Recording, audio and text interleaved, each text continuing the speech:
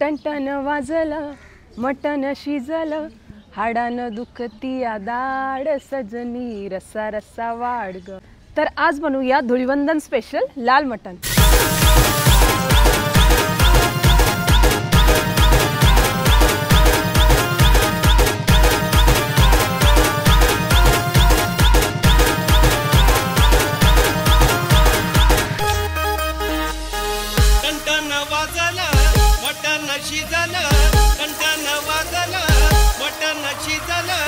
हाडानं दुखती दाड सजनी रस्सा रस्सा वाढ हाडानं दुखती